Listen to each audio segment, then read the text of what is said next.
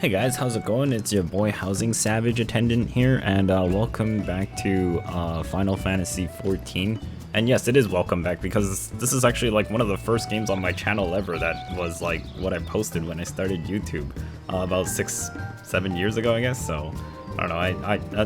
The videos are gaining traction now because of like all the whole like FF14 everything happening. But today's video is just actually about just getting started in FF14 and things I thought to share that might be helpful. Obviously, I haven't posted anything for a long time, and hopefully this will help you out if you're starting FF14. One of the few things I just want to mention in terms of like the game, it's very different from what I remember from the launch of ARR, and everything else has been sort of like less complicated than what it was before. But that's not to say like the gameplay is like easy now. Like it's easy in like the earlier expansions, and it gets progressively more difficult as you get further and further into the game. Obviously, if you're like a hardcore sweaty, that won't be a problem for you at all, but for a lot of the players that just enjoy this game to just play the game, and you know, like I feel like one of the greater things about FF14 is that I don't feel this weird pressure to need to like progress every single day and then I'm falling behind constantly. It does a great job at actually keeping content sort of relatable and also like in tune. Everything sort of served a purpose. There were a few things along the way from ARR all the way to Shadowbringers where certain things didn't serve too much of a purpose up until you reach Shadowbringers, and then everything had a purpose up until this point. That's one of the main concerns I had along the way in the journey there. I've been playing this for months on end. Other people know me from Vindictus, other people know me from Black Desert Online. I played this game in the background as well, and I didn't really make too many videos of it because it's kind of like a game I enjoyed, and I didn't want to turn it to make it feel like a job or anything, so that's also why this video took so long to come out. So the first things I want to just go over is your classes. Just to like ward off misconceptions already, like some people think like healers don't have any attack damage like coming into the game, like they don't do anything but heal, but that's actually very wrong. Like healers, good healers anyways, would try to fit in attacks or use their utility like offense skills to help assist the offense measures in dungeons and bosses, and that's what makes you a good healer while maintaining like, you know, defenses on your team and keeping them alive and whatnot.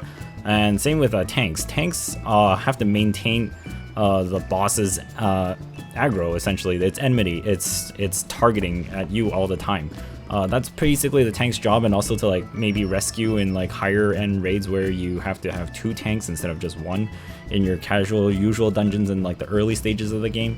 DPSs, in terms of melee DPS, your job is basically to not get hit and also do as much damage as possible and not die, because if you're dying, you're basically like dead weight. Okay, if the tank dies, it's like it's really scary for everybody else essentially. So like playing a tank is very, very different gameplay than playing a DPS as well as a healer. So playing each role in like fights that you understand very well, even in the later raids or even the extreme versions or like trial versions or whatever that you want to like take on challenges that's not unsynced. Unsynced can like defeat a lot of the older gameplay, but if you're looking for like thrill or seekers or like experience, you can still learn a lot from the very old raids synced. It's just hard to find groups of people that are willing to do it, but there are mentors and there are other people that are actually willing to do those, especially if it's your first time as well, because they get like a bit of a small reward for doing first time clears with people who haven't cleared it before on their first time. So you can still actually like engage in that experience if you wish, but if you're farming for like collectibles or something like that, nobody's gonna do that with you. They'll mostly do it unsynced, or you even do it solo yourself eventually when you're powerful enough. But in any case though, like all the roles play very, very differently from each other, and they're all within grasp of each other, so don't think that there's like one class outshines another and just makes it completely worthless. Every single class has its very unique purpose and like a unique form of gameplay as to how it goes. Like Monk is technically the highest DPS, but a lot of its damage revolves around being in proper positions against the target. Dragoons have like burst as well, same with Ninja. Ninja has a very like tight burst cycle and a lot of key pressing in order to fit it in there. I don't really know too much about Dragoons or Samurais quite yet because I'm not quite there. In terms of like physical range DPS is more like a support DPS. You won't really see yourself being like top DPS performer in the party, but your job can actually boost everybody else's DPS up way beyond usual scale, which is quite insane. Like Dancer, for instance, I've heard a lot is like the Dancer's DPS is pretty much like the person they're partnered with is their DPS. So if you partnered like a monk, your dancer's DPS is like kind of like your monk's DPS essentially. Bard is like more like RNG. Your class runs on RNG procs, which is kind of weird. Machinist is mostly actually the least utility out of all of them. This one's more just damage more than anything, and very little utility party bonuses. I actually like the Bard a lot. Black Mage itself is a really strange class. It's kind of really slow and weird in like the first 50 levels, and then from other people I've asked around, like Black Mage like vastly changes in gameplay all the way up to level 76, and then most people at level 76 and beyond are like, yeah, this is what Black Mage should be. And Summoner is very like, it seems like it's overwhelming and very convoluted of a class because of all the different summons you can have, but it's sort of like boiled down to just a few of them, and one rotation that just sort of follows in like a same line of skills. Red Mage, a very popular class because it has like utility, like heal, high burst, movement, and it's also got like resurrection as well, which is pretty big. Blue Mage is more like a different game mode. If you should treat Blue Mage like a different game mode in the game. You can take on different challenges in the game altogether, and most of Blue Mage's skills are so OP busted when you learn them. I'll probably make like a video series about it by itself. Is pretty much this is a very interesting class. I went pretty hardcore on it because I just thought it was such a weird segment into the game that it was a nice extra to just sort of redo certain fights and bosses and challenges with non-traditional skills. And you have to sort of formulate it because you have to pick 24 different skills that you learn off of monsters and bosses in the game. Astrologian, the 3 healers. Scholar is more like a shield healing. White Mage is more like just pure HP bar healing. It does have some shields as well. Astrologian has like buffs that can give like damage and stuff that I don't think the other classes have. White Mage has some pretty decent offenses as well. Scholar has some oddening defenses, but you can basically more like preemptively try and prevent damage before it actually happens by placing shields on everybody. The heal is a bit weaker, but if you gauge your skills correct, it could be very powerful. I think it's the most powerful right now, and Scholar also levels the same time as Summoner, like they share levels as well. I think that's the only class that has like shared levels. Astrologian, I'm not really too sure, but I do see a lot of them too. It's a pretty interesting class. I want to get into it more. In terms of the tanks though, like Warrior has the most self-heal, so you can sort of sustain healing on yourself like the most. It does have mitigations as well. All the tanks have their own mitigation techniques. Gunbreaker I think has the most constant like DPS. Warrior has like huge like burst cycles, and then afterwards they sort of just have like nothing for a while kind of thing. Dark Knights, I think Dark Knights have like the best shield in the game, because it's like on a 15-second cooldown that gives like a quarter of their HP as a shield, which is huge, and that's very like very high up on defense. But its self-sustain kind of sucks. And then its invulnerability. Each tank class has its own type of invulnerability, and there's lots of memes about them. So like Gunbreaker basically reduces his own health to 1, but then you're invincible for like 8 seconds essentially, and you can't die to most attacks except for like certain wipeout attacks kind of thing. Dark Knight is more like, Dark Knight's invulnerability is very strange. It's more like once you turn it on, it lasts for 8 seconds, and then if you reach technically 0 health or like below 1 health, you get a different status, so that 8-second disappears and it turns into like the living dead, so the icon gets grayed out. And when it's grayed out, what it means is that you have to heal 100% of your health bar in order to remain alive, otherwise you're dead at the end of that counter. So it's sort of like a doom timer if you don't heal yourself fast enough, or that like you literally need somebody to heal you, or you have so many mobs that you've kited that you throw one abyssal drain, it hits all of them and it brings you all the way back to max health. That's the only way to prevent yourself from death from that. So in essence, you can technically be invincible for nearly like an extra 8 seconds as a Dark Knight if you have a spicy healer who keeps an eye on your invulnerable frame mechanics in the midst of battle, which is very hard to do considering you have to worry about a bunch of other things in the later fights. Yeah, so you can technically live for a very long time as a Dark Knight, or you could also die really fast too if nobody's watching it. Paladin probably has the strongest iframe. The iframe is also on the longest cooldown. It lasts 10 seconds, called Hallowed Ground, that you get at level 50. It pretty much just blocks all incoming damage for 10 seconds. You don't take any penalties. and the cooldown is like 420 seconds, so it's like forever. It's literally 7 minutes. Most of the time, like half or even like the entire run is complete by then. Warriors as well is also pretty strong. It just prevents you from your HP going down below 1, so you want to trigger it when you're sort of like underneath 10% or 15% health, so that once it's on you cannot go below 1.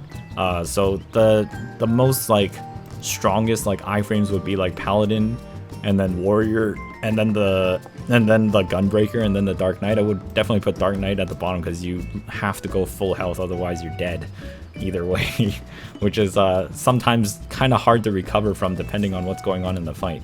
But that's just tanks itself. In terms of crafting is fairly straightforward.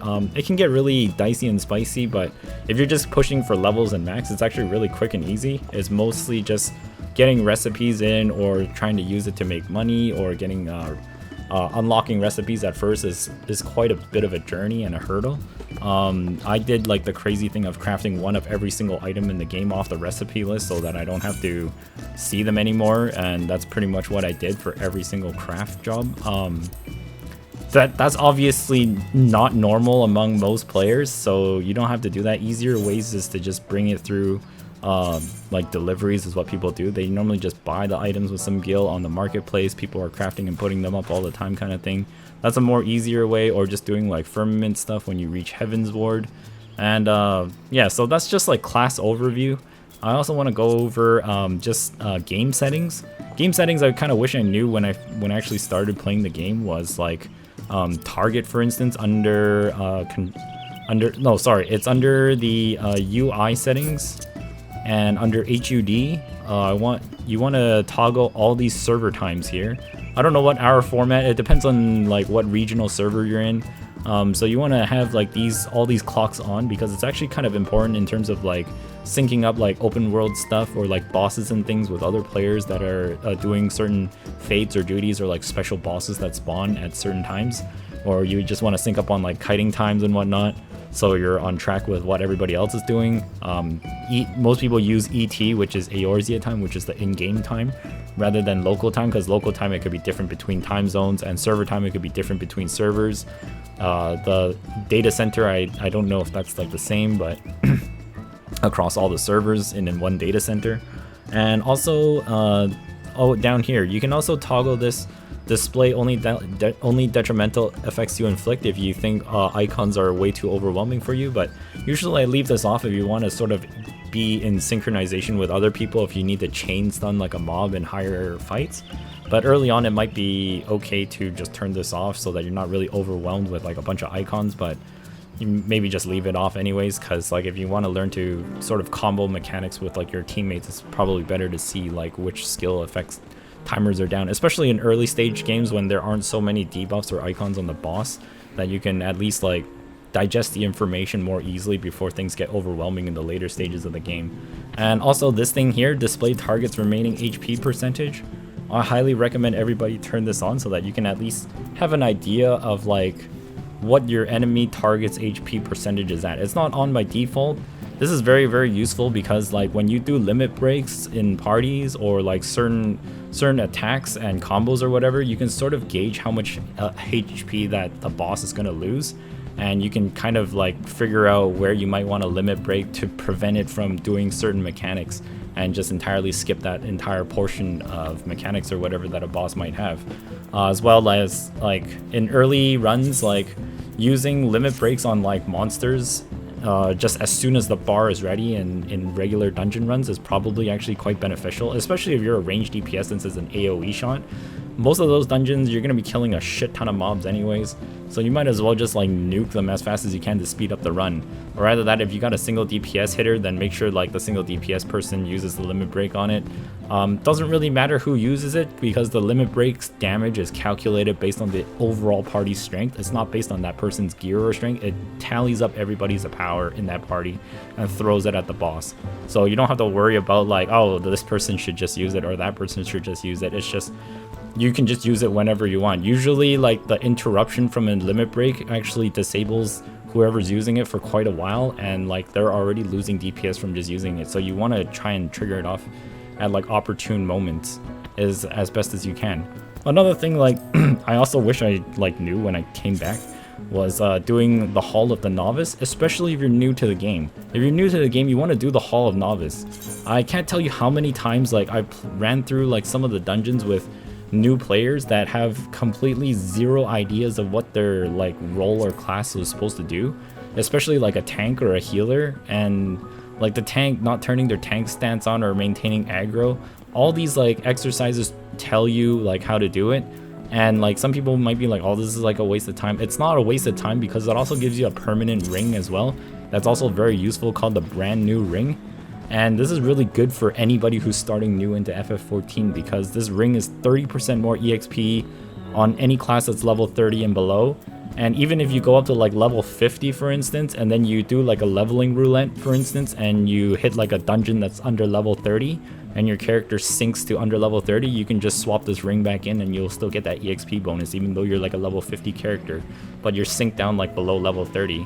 So that EXP bonus will still apply. And given how much EXP you do need, and if you actually do enjoy trying all classes, that's a ring that will very much help jumpstart like a lot of the classes at the beginning in case you don't like the class you're playing currently.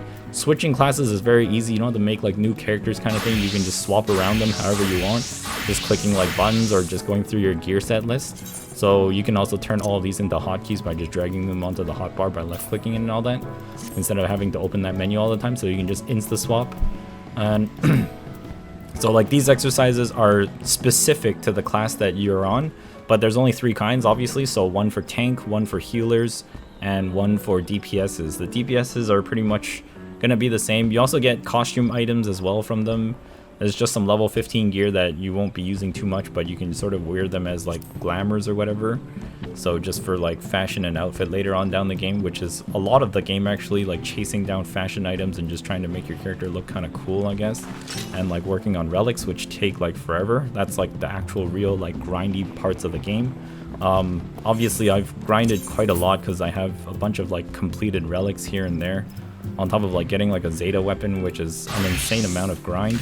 Going through Eureka and all those things. It's just going through a bunch of hell just to get a bunch of stuff. And I'm actually like really enjoying it because like the variety of things happening and the amount of different activities I've done in the game were all very enjoyable. It's just that like nothing was like boring enough. It's like there's a lot. I tried everything as I do in every MMO. I'm working on a series upcoming called like the infinite list of things to do for every MMO I've played, just to see like, you know, all the things I've done in the game, to see if it actually is like a lot of things to do in the game or if it's very little. So far I gotta say FF14 has like so much stuff to do.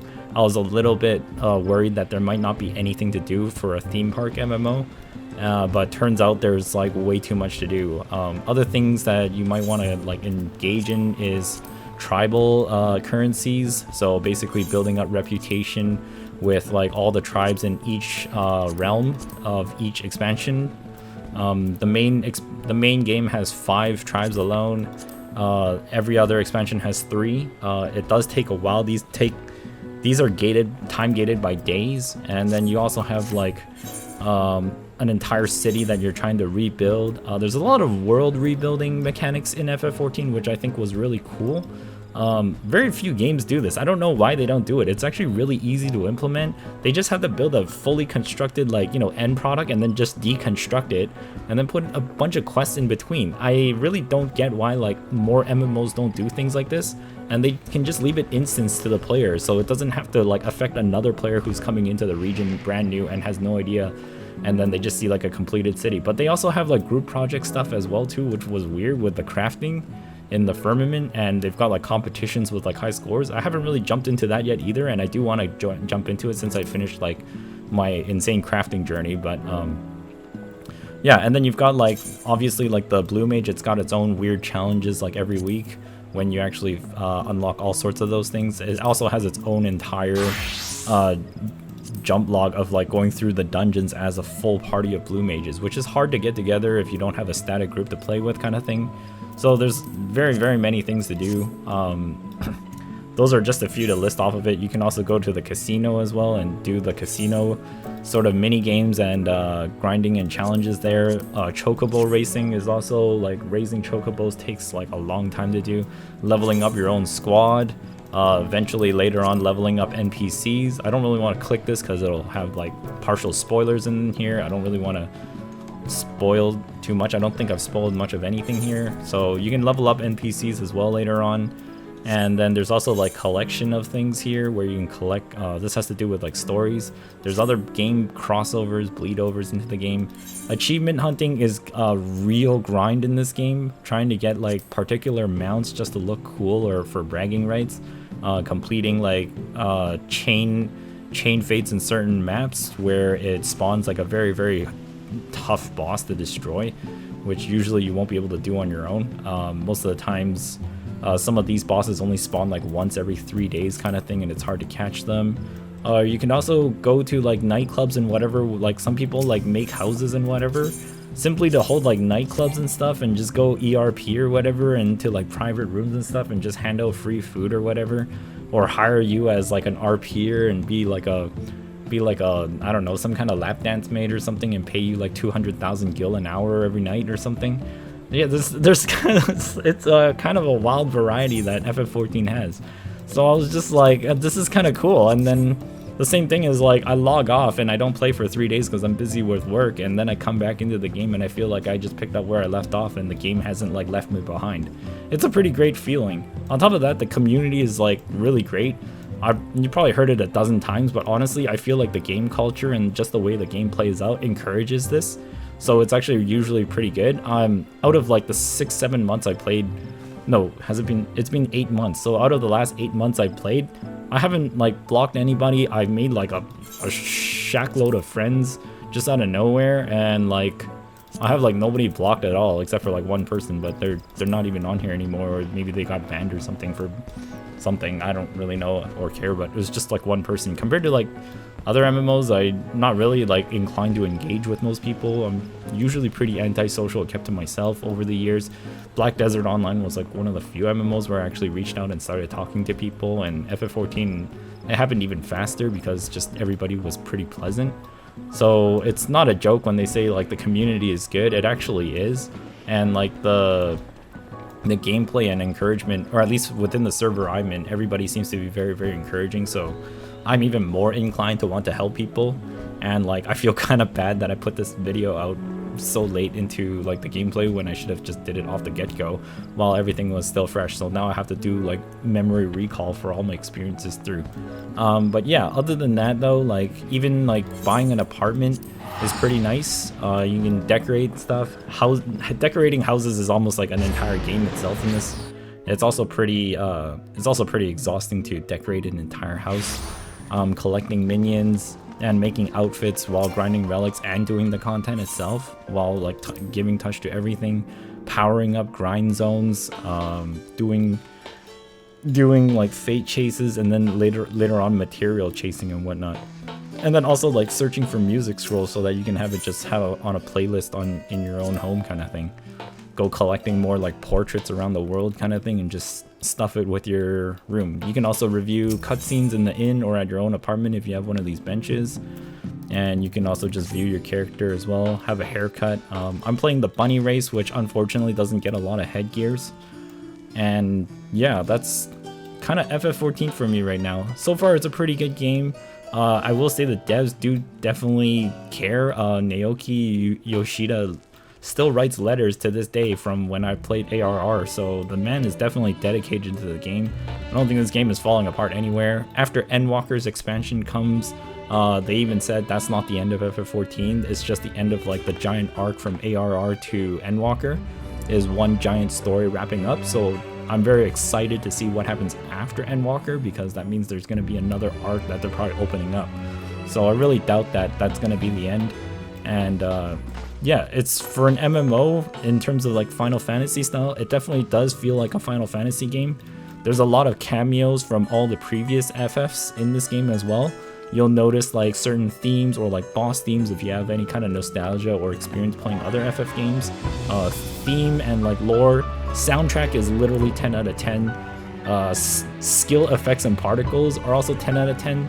And sound effects, I also give it like a very high 9.5 or 10 out of 10 for sound effects.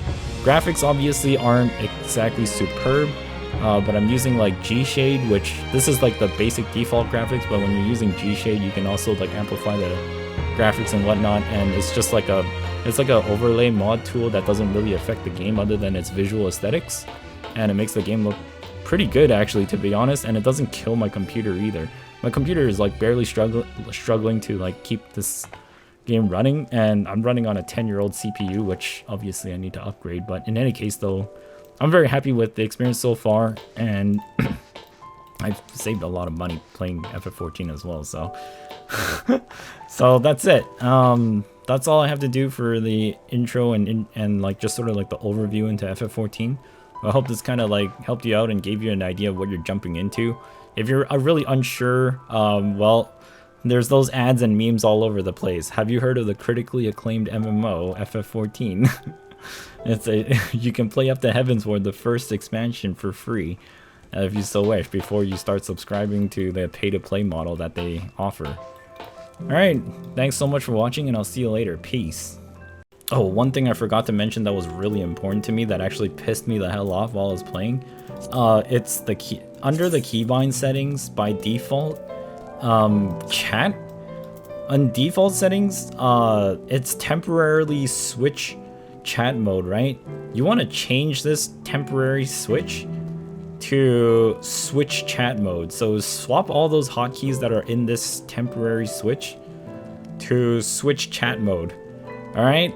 You'll love yourself and you'll love me because of this tip, and same with like reply forward and back to like reply messages, because it was like really annoying typing /FC or like /S or like /Y or /P or like /A for alliance, when you could just hotkey it to Alt-A-S-Y-P or whatever to the first letter of the chat type to get it there. So yeah, I know a lot of people, I'm sure there's at least a dozen people out there who are like, how the hell do I just hotkey switch chat without having to constantly press /FC or /whatever. So that should definitely help you out. Alright, and then I think that's it. And then probably like a nice key to target nearest enemy, which I have as the tilde key right next to #1 exclamation. Alright, so something for target nearest enemy as well is very, very useful. Alright, so yeah, thanks so much for watching, and I'll see you in the next video. Peace. Showing off their glams here. Kind of chilling and talking and partying. Guild. You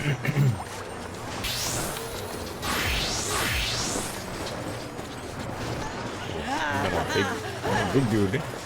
You got a crossbar. Oh, he's got some real drip. Oh.